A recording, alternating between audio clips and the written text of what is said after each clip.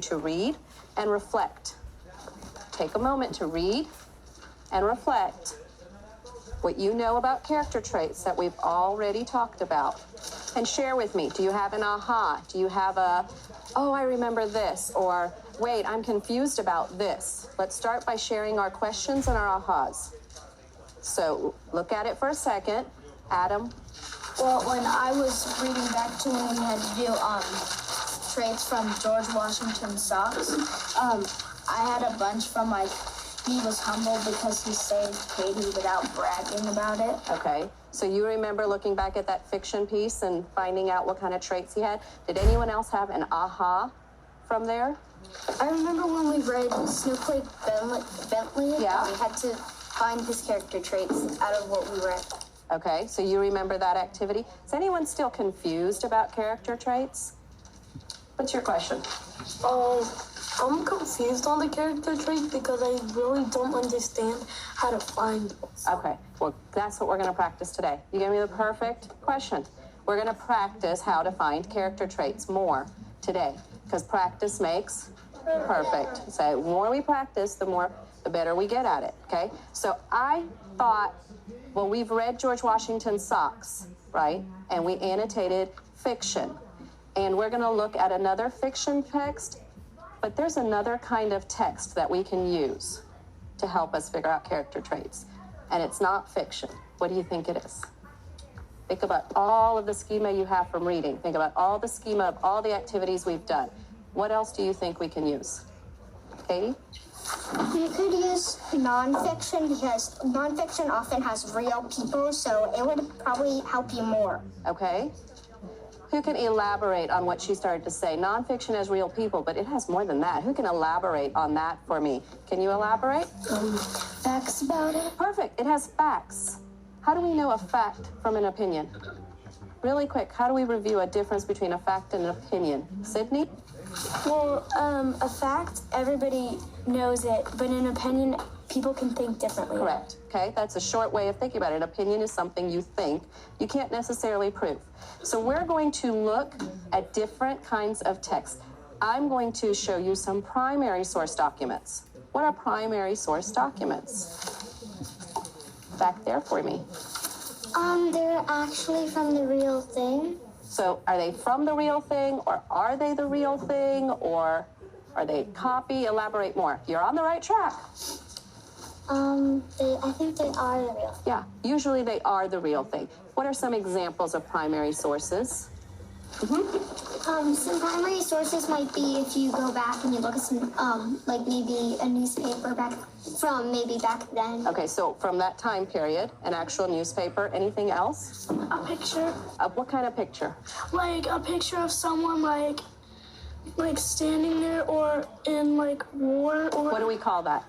When we're looking at a picture of somebody or an event, it could be what could it be called? A secondary source? Well, no, it's a primary source because it's the actual thing from there, right? If somebody painted it then. If we took a picture out of our camera of it, it wouldn't become primary source anymore because it's not the actual thing, although it still is primary source because you're looking at the actual thing.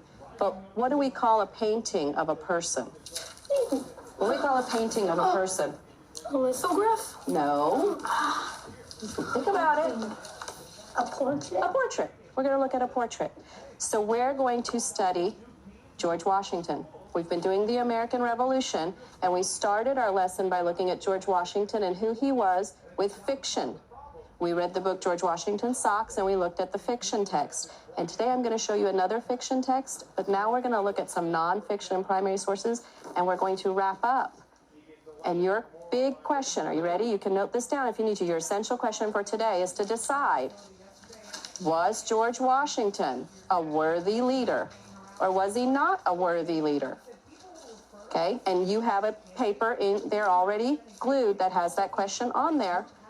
Your summative is on there. Was he a worthy leader, or was he not? Do we all have to agree? No.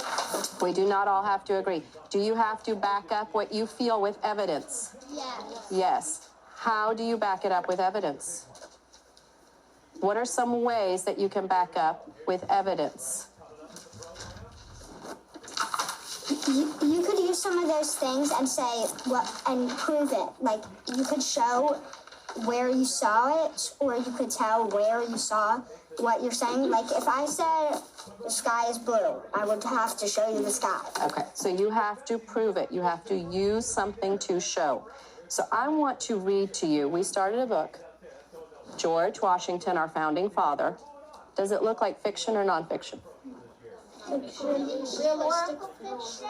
Oh, Adam says realistic fiction. I said historical. And Katie says historical fiction. So as I finish the last few pages, I want you to decide. You've got to pick a side. Is it historical? Is it realistic? Which one does it belong to more? Okay? Can you wait? Can you hold your question till I'm done? We left off, and there's a picture in the book. Do you think this is very accurate? Or is it hard for us to know? It's hard for us to know. We're going to have more knowledge to figure it out. So, at age 27, I married Martha, a widow and mother of 2 children, Patsy and Jackie. I had no children of my own. My principles were clear. The lesson plan was straightforward. The rules of civility had been a part of me since I copied them when I was 15. They sustained me through the birth of our nation. There's some tough vocabulary here. There's some tough vocabulary. In your thoughtful logs where it says powerful words and phrases, if you notice any powerful words or phrases the author used in his craft, write them down. What makes a word powerful? What makes a word powerful? It stands out, makes you feel something. Okay? My principles were clear. That stands out to me. That tells me that he knew what he wanted. When Virginia and the other colonies began the great debate for independence, I was there. I wore my uniform to the sessions of Congress. I was unanimously selected as commander-in-chief of our armies. I devoted myself solely to American Union and patriotism. Why do you think we colored our portrait of George Washington red or blue in your thoughtful logs? When you look at your thoughtful logs, you had to choose red or blue. Why did we color it red or blue? Maybe because there's a good side and a bad side. Maybe if you didn't think he was a good leader, then you would color it red. If you did think it was a good leader, then you would color it blue. That's very interesting, Evan, because that's not what I was thinking at all, and I like that perspective. I like his perspective. He used his schema and came up with a different perspective. What do you think was my teacher mind perspective when I decided to have you color it red and blue? Sydney? Because those are the colors of America, and he was our, So I was thinking more symbolism. I was trying to use a symbol to give you that, okay? Hold your questions. Let me finish. I remembered the advice of my youth. I kept my promise. I was the first soldier commissioned by my country. I remained in the army and did not return home until each battle was won. Darkness and defeat, success and uncertainty, but never despair. The virtue of my men and the nobility of our cause would ultimately bring our reward. God was an active agent in all that we were attempting. Our prayers were answered. This wonderful revolution was won, and those who would treat us as slaves were forced from our shores. But the end was just the beginning. The new nation was weak. We had national character to establish. The country needed to defend liberty and provide for representative government. The preservation of the sacred fire of liberty and the destiny of the republic model of government were staked on this experiment. A constitutional convention was called. I was unanimously chosen as president. We began our task. What was their task? That was a hard piece of text to understand. What was their task? What was their task? Their task was to create a new nation, and so that it could be, instead of just nothing, but maybe make it stronger. Make it stronger, right? They wanted to make a nation that was stronger. Did George Washington have visions, you think? Do you think he had dreams about it? Well, I want you to look. We're going to look at how we annotate text, and then I'm going to send you off to be a historian. Okay? I want you to be a historian. So close your eyes and put yourselves in the mindset. You are no longer fourth grade students. You are now historians, which means you have to talk like a historian. You have to act like a historian. You have to role play being a historian. Okay? And just turn yourselves to look at the active board. And let's look at this piece of text.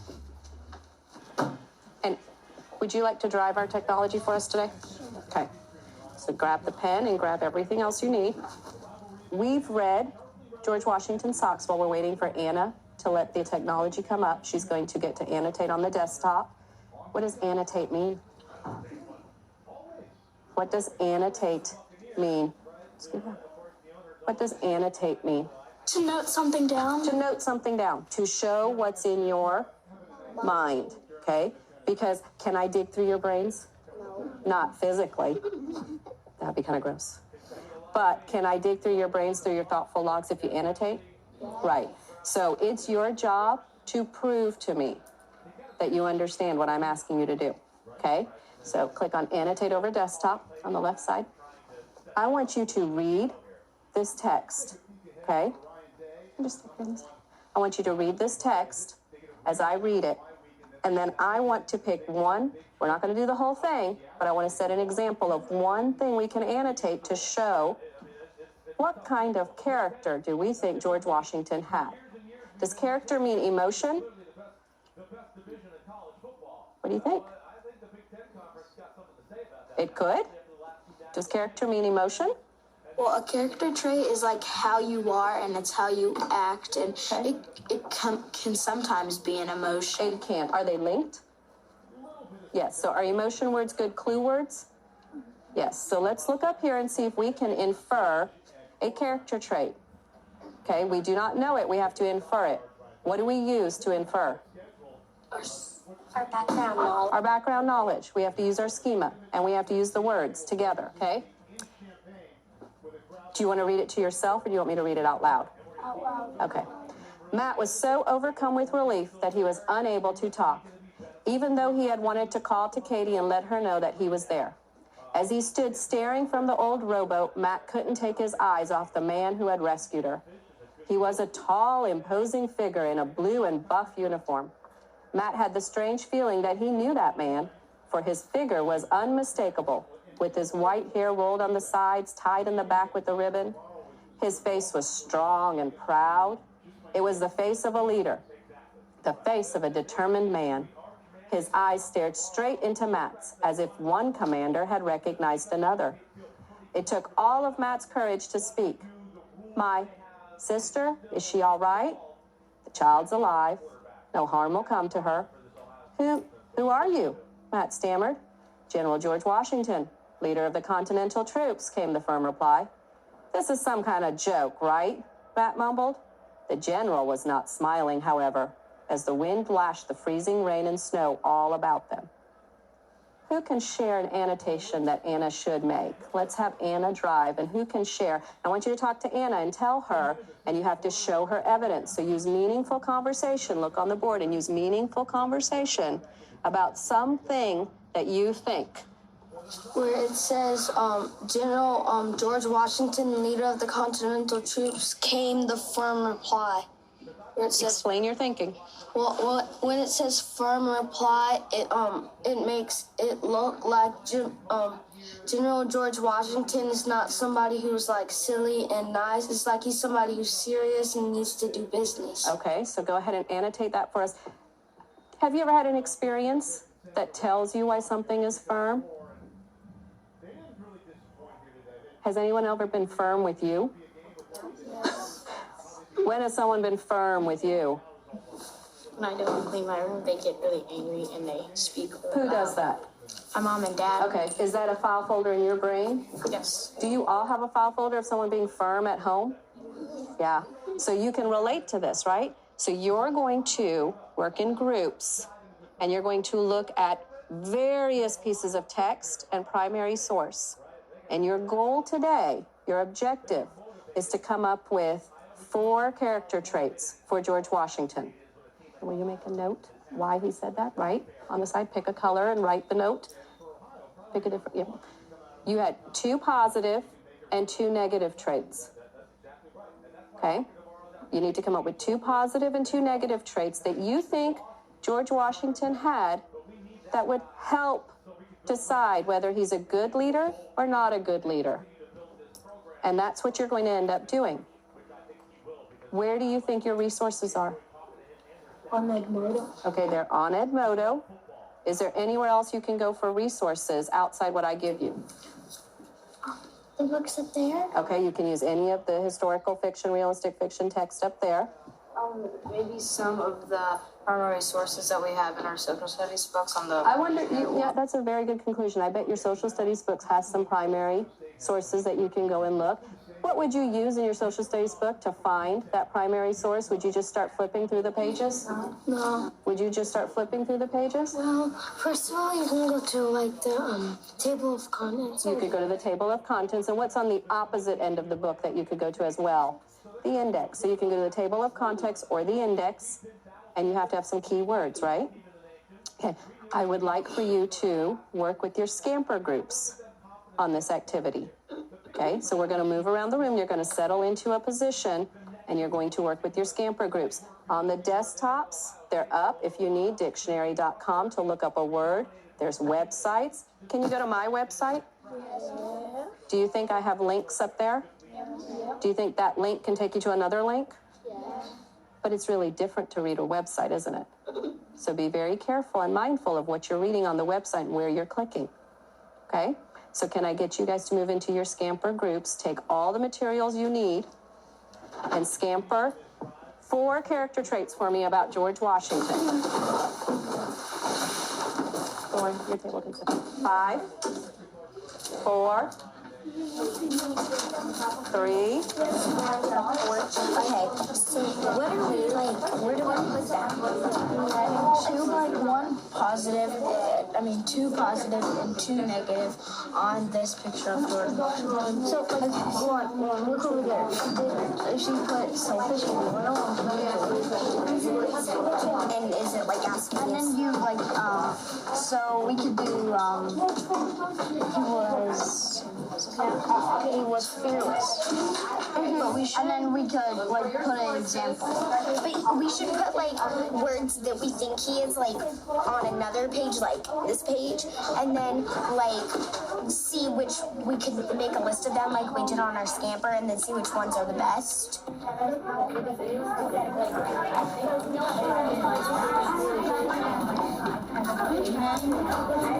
I'm gonna pick up the photos and see if there's anything about George Washington.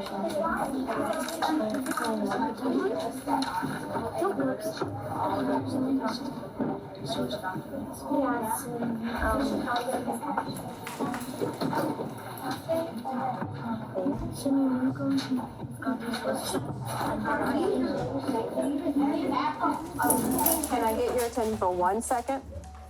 Thank you, Anna, for looking. Nathan, can I get your attention for 1 second? On the active board, I put a link to Think Like a Historian. Did you note some questions you have to ask yourself if you're thinking like a historian? What kind of questions do we need to ask ourselves? What frame of mind do we need to put ourselves in? Lauren, what was one of our questions? How do we evaluate the evidence? Right. And what does evaluate mean? We're doing what with it? We're judging it. Okay, we're judging the evidence. Is it good? Is it bad? Are you experts at it? No, you need life experience, but can you work on the road towards being an expert? Yeah. So we have to evaluate. Now, I've put the questions up there if you need it, but you have to think like a historian. So do I hear you saying, hey, dude, I think this? No. What do I hear you saying? What kind of conversation? A meaningful conversation. You're saying, well, here in this evidence, it says, this word means, okay? You need to have meaningful conversation. That takes practice, okay? Go ahead.